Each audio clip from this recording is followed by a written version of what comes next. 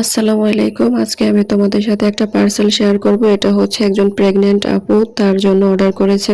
আমি মূলত ইমোতে কাজ করে থাকি। ইমোতেই পোস্ট করি, ওখান থেকে আমি অর্ডার নেই। ইউটিউব থেকে আমার কিছু অর্ডার আসে, ওগুলি আমি ডেলিভারি দিয়ে থাকি রেডি করে।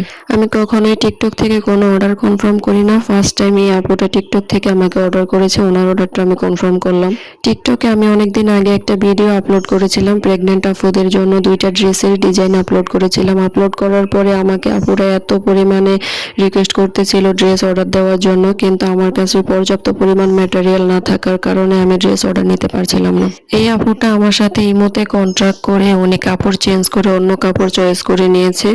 যেই ড্রেসটা দেখে উনি পছন্দ করেছে ডিজাইনটা সেমই রয়েছে, শুধু কাপড়টা চেঞ্জ করা হয়েছে। প্রেগনেন্ট আপুদের জন্য আমি যে ড্রেসগুলি তৈরি করে থাকি আমি চেষ্টা করি সেগুলোর কোমরে ফিতা দেওয়ার জন্য, এমনকি সামনে চেন দেওয়ার জন্য। এই হচ্ছে আমার ড্রেসের ওড়না সালোয়ার। এই হচ্ছে আমার ড্রেসের ফাইনাল লুকটা। সবাই কমেন্ট করে জানাবে কেমন হয়েছে। সবাই ভালো থাকবেন, সুস্থ থাকবেন। আল্লাহ হাফেজ।